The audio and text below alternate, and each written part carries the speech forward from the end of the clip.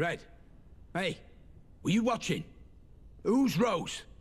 And where is this mansion? Red! We still haven't finished our investigation into this Jasper business, Mr. Black. What do you mean, haven't finished? We've got a name, a place. Jasper's dead. We need to... I will say what we need to do, Black. You are here at my convenience, and you wear my technology. Do not fucking cross me! Nobody crosses me. Okay, fine. Then what do I do? Red, I said what do I do? Oh, never mind. I'll just proceed, shall I? Hello, welcome back. This is BioEnchanted. And today, we're going, in Get Even, we're going to finish exploring Building B, and also move on to Building C as well. This is a pretty cool transitional area, and it has some pretty interesting gimmicks as well to it. Unfortunately, this place is now blocked off, so let's just go the other way we can, shall we? This is also where the most changes happen when it comes to going through the game well or poorly, when it comes to, you know, stealth versus brute forcing puzzles and things and doing it properly.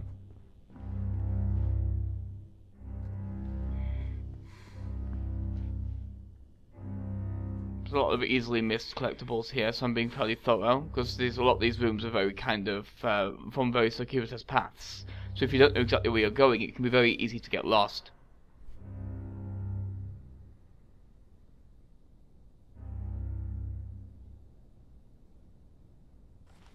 I guess that explains the purpose of the mannequins. Probably there for visual references for art therapy.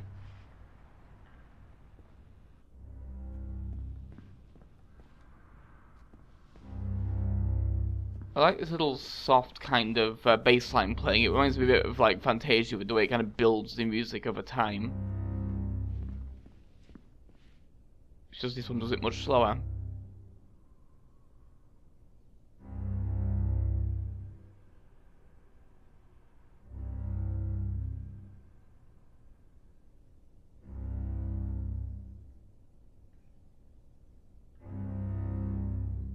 Some of these are very hard to read because some of them are written in very kind of weird handwriting, as if they were, well, because of course some of them are meant to have been written in blood, so some of them are really hard to read. I mean, these typed ones aren't too bad, but some of them can get particularly, like, impossible. I mean, I can still make it out. I'm terrible at handwriting, so mine's often worse than what you end up seeing there, but yeah.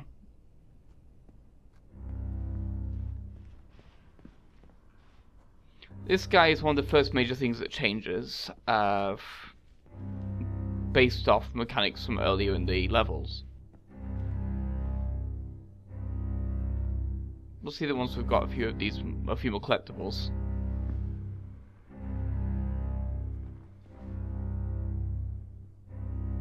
I quite like that prior cutscene because I like that Red at this point is starting to get quite emotional about the whole situation. He's starting to lose his temper. So seeing that he's not quite as distant as he thinks he is, he can himself be quite volatile.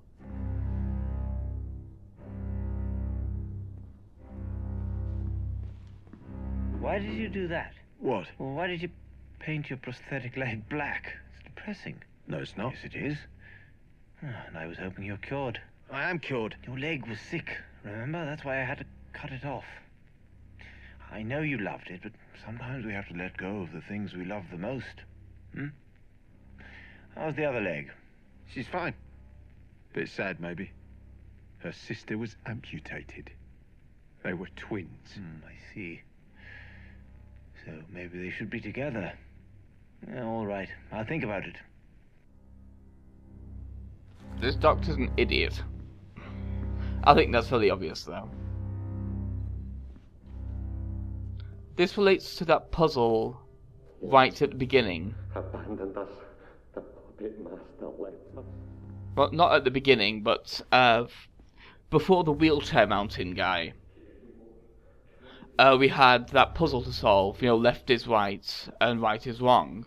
If we had flipped the other two switches, they controlled these cells, and these two guys would be out and we'd have to fight them.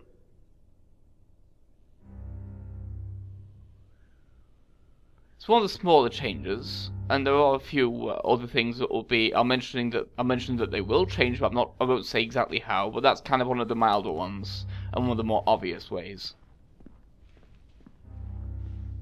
But some of the changes are quite interesting. So some of them I'll show off when doing the run that I do when I screw everything up intentionally and get some bad choices made, so that I can get the bad ending on top of this one, which I'm hoping to get the good ending in. He will come and see and conquer again! My liege, you are here! I knew you would come. Ever since that day at ADS, you let me live, remember? And now I know why. Pass me that crowbar. Let me out, my Caesar. This may seem like a bad idea, but I have hindsight on my side. And as a result, I know releasing this guy is actually going to help us quite a bit in the future. In small ways.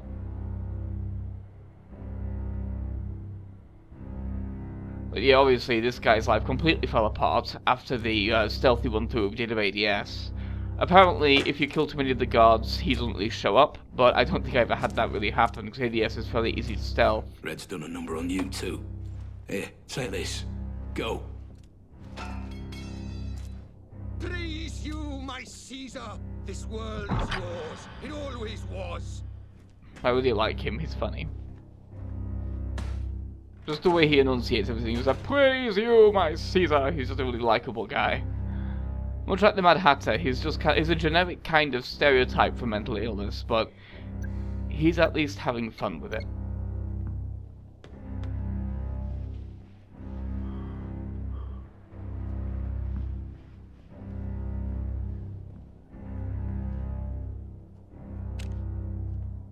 This part I'm being very careful with, because I thought something worked in a slightly different way than it did, so I was being very paranoid about it.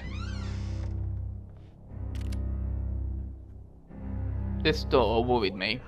I'm the man of the house. You belong to me. Me. I do whatever I want. Because I thought what was going to happen was he was going to come bursting through the door and I'd have to shoot him. That doesn't actually happen. He's actually a lot more passive than I thought he was, but I was just kind of keeping an eye on him just in case. Here's one of the more scribbly Puppet Master notes.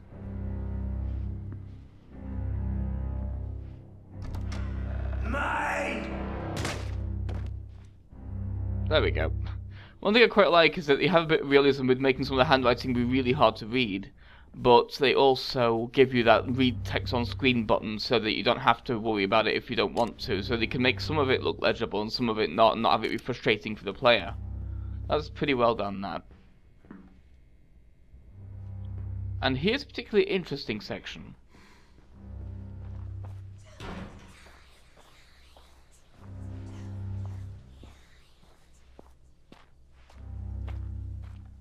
Going to be very careful here because, as you can tell from those voices, we should not look behind in this area. Bad things happen if you look behind. So let's just stick to 90-degree angles, shall we? This is actually quite tricky to go through here while getting these, and also it's very tense because I was never really sure when first trying to do this without getting without triggering the problems.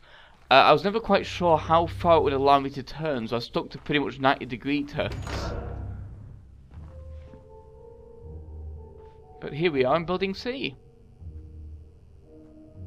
It's fine to look behind here now, because we're through that area. Did you enjoy the fresh air, Mr. Black? I'm surprised you didn't try to jump the wall and escape. I want to get to the bottom of this as much as you do. If that were true, that would surprise me. This area is pretty cool. It introduces, it's where the Puppet Master stuff really intensifies, as you may have seen from that bright red painting over there, but we'll inspect that later on. It's a very flat bullet hole, but here we have some art therapy sessions. A couple of patients have their names crossed out, including a number we will see quite a bit.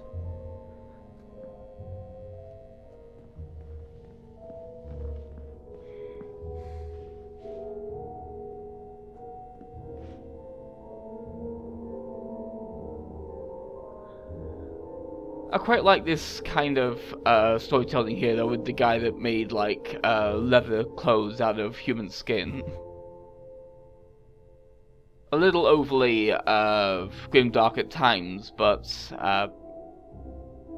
it helps that they kind of explain them as actual delusions that he never actually, like... you see, make you think that, and then at the end of the note there, you realise he escaped while wearing a skin suit. That's a pretty cool little, like, side story kind of a thing. It reminds me a lot of Jane Doe from the one Batman comic, I think Living Hell, that she appeared in. I've never actually read it myself, but I heard about the character, where essentially she was a Batman villain who stalked you, learned everything she possibly could about you, became adept at emulating everything you were, like getting your voice down and everything like that, and then she'd kill you, skin you, and wear you, and become you for a bit, before moving on to the next target. She's a dumb character in a fairly grimdark kind of a thing, but that's at least an amusing idea, even if it's trying a little too hard.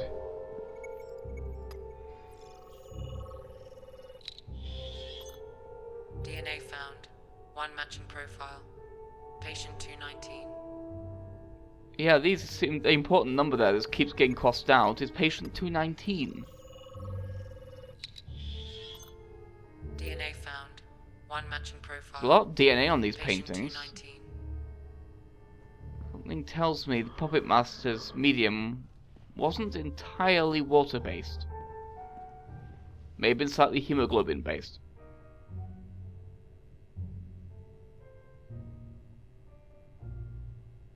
And this note actually changes as well, and changes position based on the branching path ideas for this particular set of areas.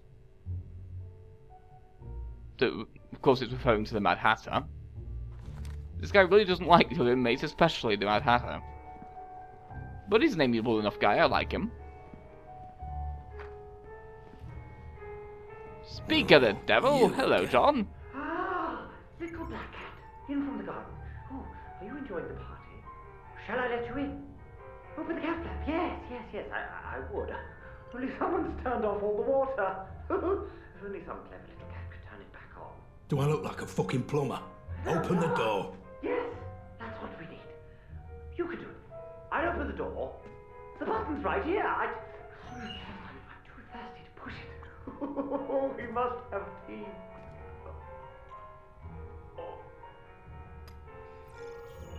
I think the Mad Hatter's just kind of partially messing with you a bit here as well with Found. that. John Keating. I'm just too thirsty to push it. You know, it's kind of... 2011. He's going to press you into making him tea, even if you don't want to. And yeah, this is the crux of the puzzle, using the infrared to see where the hot water is. And the water explodes. One down, but how many more? Quickly now, quickly, and I'll open the door. I like his little rhymes as well, they're well composed and fairly cute.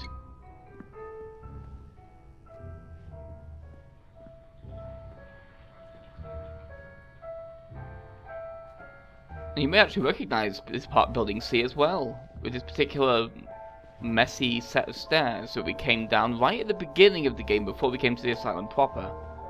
Before we got Pandora'd, I believe. Speaking of which...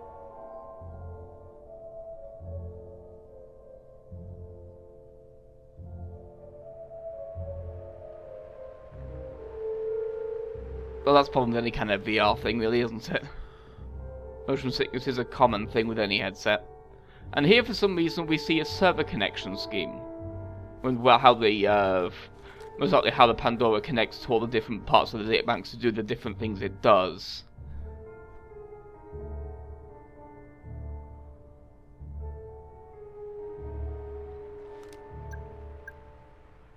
And of course, we have some easily missed blood to scan.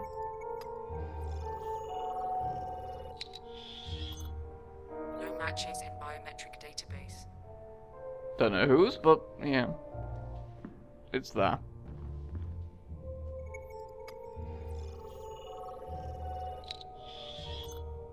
DNA found. One matching profile. Lenore Ramsey. What would Lenore's be doing here? That's weird.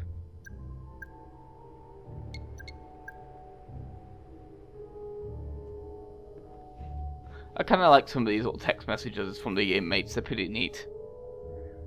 My personal favourite will always be "lol, I scared you," but that one's pretty good too.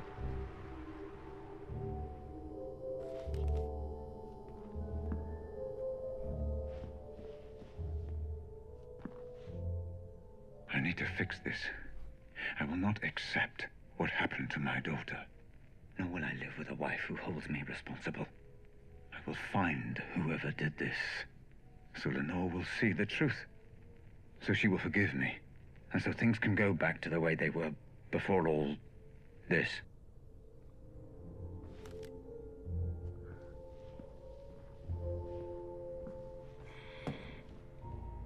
So here we are at the main part of the puzzle where we can actually start the hot water flowing from the other end as well. I don't know why it works that way. It's fairly strange that we have to kind of make it meet in the middle.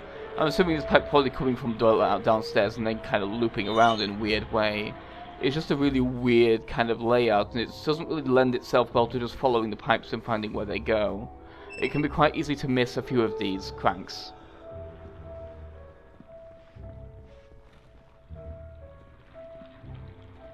And here the puzzle gets a little bit tricky as well. Well, not quite tricky, but a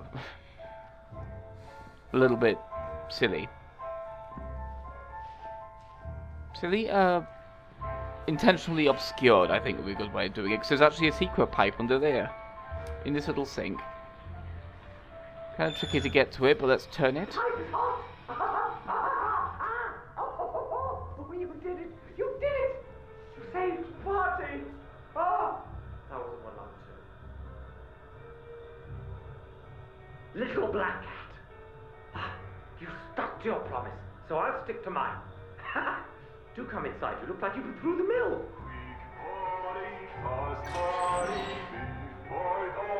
Quite like that him pressing the button also sets off this guy singing as well.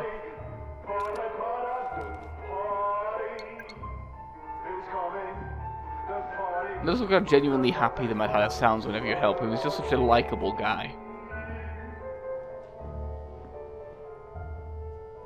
See, obviously there's a lot of collectibles in that room. I was just making sure it wasn't like an actual level. It's been a while since I've come this far and I've forgotten. I remember there was like a room like this, but it's just got a bunch of evidence with no level to it, but yeah. It's kind of a unique room in that way.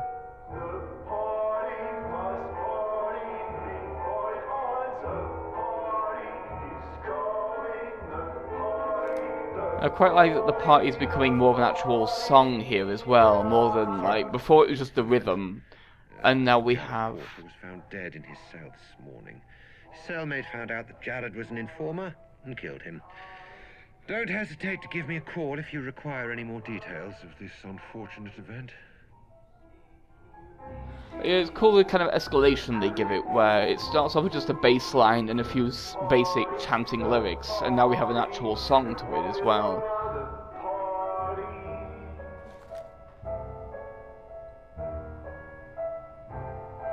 Does a good job giving this place a big sense of rhythm, and again, rhythm that you are not part of. It's a very interesting kind of feeling it gives, because most horror games go for silence to build atmosphere. This place goes for the exact opposite, an outright cacophony, constantly, with no letting up whatsoever, which I quite like. It gives it a very distinct atmosphere compared to things like Silent Hill or Resident Evil, where a lot of them count on jump scares. This one doesn't really do that, because it's always jumping. This party is jumping.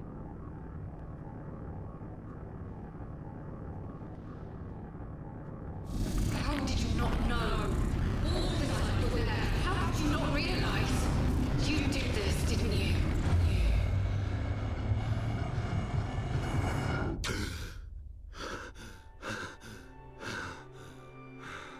You have a particularly neat grey section that I really enjoy. I've changed her 4 times in the last 3 hours. She will not stop. Please, can you take her? I need to lie down for a moment. Well, sure, but I thought we agreed to do this together. I just need to lie down.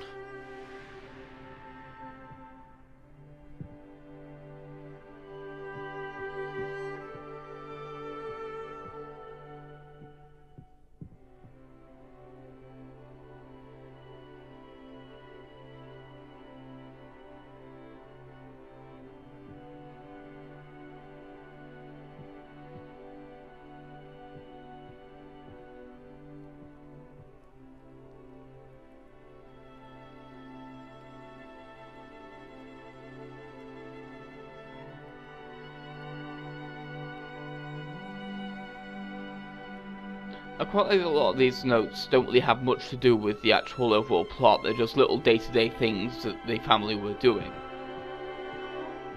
Like letters from friends and stuff in the newspaper about some random thing that happened. Yeah, they help us feel kind of lived in. She's hungry. Can you bring me her bottle, love? I think it's in the kitchen. I've got a PhD in neuroscience. I think I can manage it. Come on, don't be like that.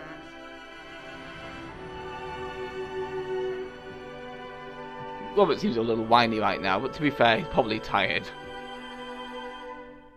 Anyone who says they slept like a baby clearly never had one.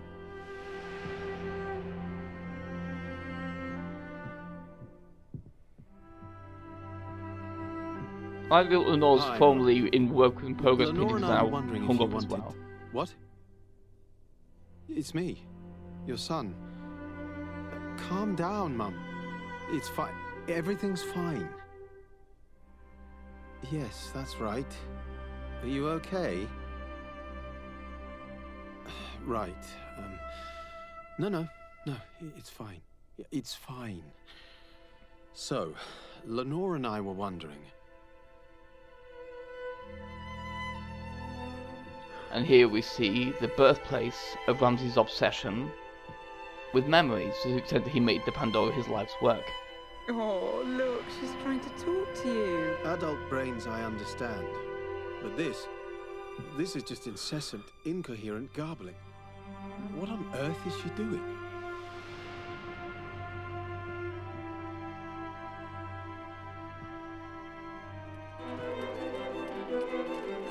I love this part here though, this giant kind of clock. It's very on the nose for what it's representing, but it's a very pretty set piece, so I don't mind it being a little overly on the nose.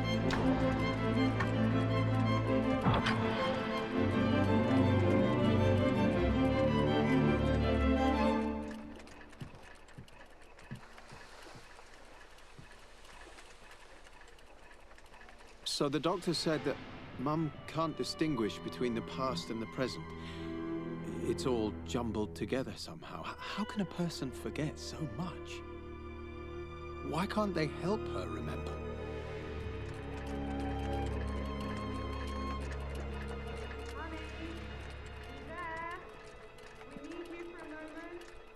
What I wouldn't give for 1 second alone with my thoughts. 1 goddamn second. And now one of these little buttons is open and ready for us to play with. I like the whole visual metaphor as well of this being Robert becoming so obsessed with his work time is basically getting away from him as represented by the giant clock face. It's obvious, it's very obvious symbolism, but it works fairly well for what the game's being, which is very melodramatic. One moment she wanted to know why I wasn't in school. The next she was crying and complaining about her son, who never comes to visit. You were there every day. Whether she remembered or not, you were there for her. How can a person just forget? I should have helped her remember somehow. I should have found a way. You did everything you could. She loved you very much. Remember that at least. Mum, why is Daddy so sad? He's worried about your gran, my love. He's just worried, that's all. And the whole time passing thing's just getting worse and worse as Grace goes from like 3 there to about 12, and then, you know, it's just kind of, he's completely missing her entire life because he's become so obsessed with his work, and that's a pretty striking idea. It's, again, an idea that's been used a lot, but it's because it works. Rose Atkins. I really don't see why you hired this one. She doesn't ever seem to know where you are. She won't put you on the phone. She's a good assistant, Lenore. Huge potential. Give her time. I'm sure you'll warm to her. Just keep an eye on her, will you? I don't trust her.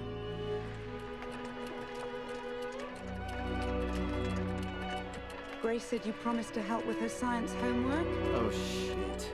I'm just... Can you help her tonight? Do you mind? Fine. I've got this presentation first thing in the morning. I really feel like I'm on the verge of something here. This would mean so much for us, for the family. You understand, don't you?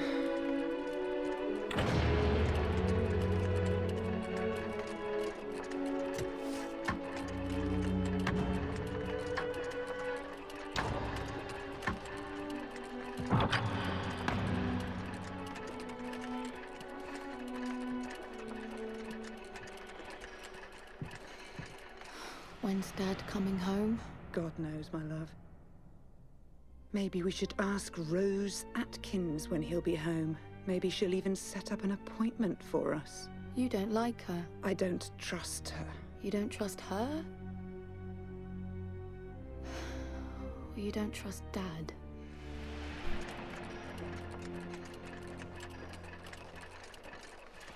Robert, listen. I don't care. You have Grace, and because of that, you have Lenore. But you also have me. And I'm not going anywhere.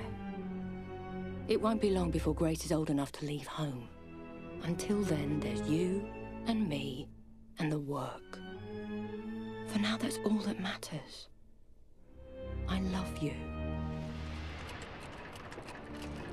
One thing that really works with this game is that the main characters are all fairly intelligent.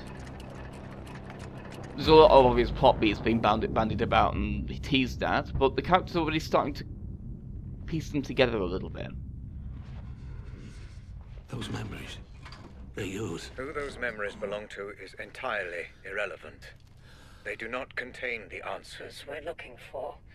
Trust me, I'm only withholding information that is irrelevant and distracting, Mr. Black. Please, let's proceed. Fine. Let's move on. And it's exactly why Black works so well as a viewpoint character, because he puts things together maybe a little slower than the player would, but not to the extent that it's frustrating to watch him bumbling about.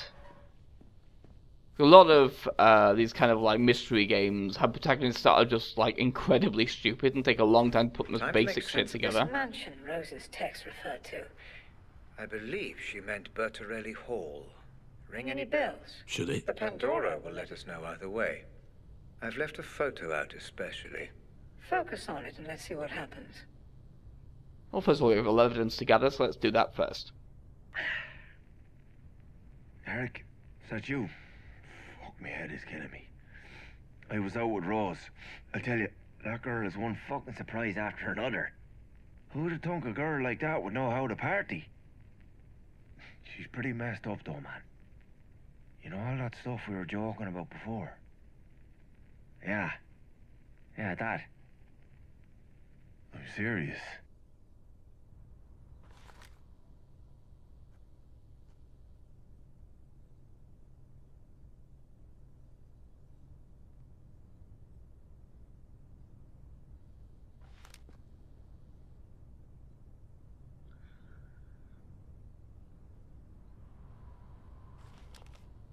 But yeah, the intelligence of the characters is something I really appreciate in this kind of a game.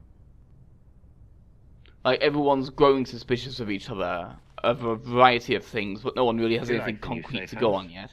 Cozy little place, isn't it? Perfect for the task.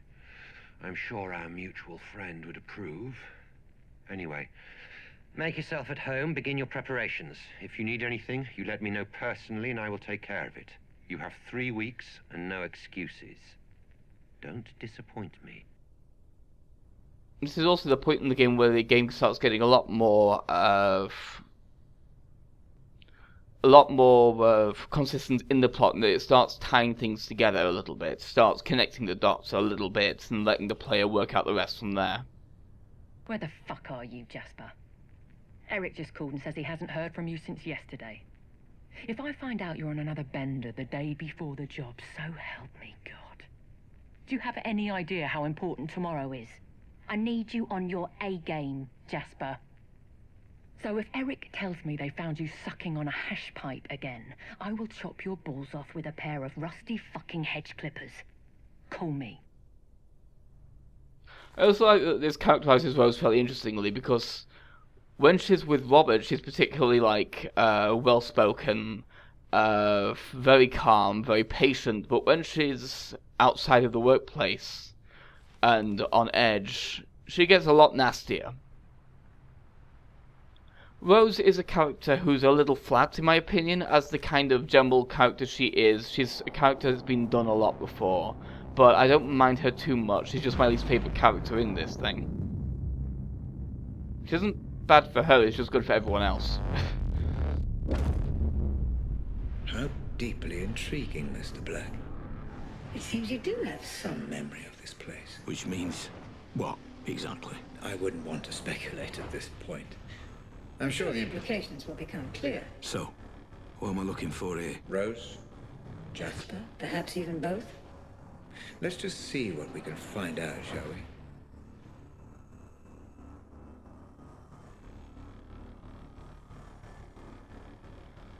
So yeah, next time we're investigating this big old mansion that Rose and Jasper were meeting in. For example, before we only really had a few basic names, like we only just heard the name Rose, that kind of thing, and then that flashback sequence with the family put her into some perspective as to exactly who she was, and now we have an idea of how she ties into the rest of things as well. This is what I mean by the game has set up a lot of its dominoes, and now they're starting to fall one after the other.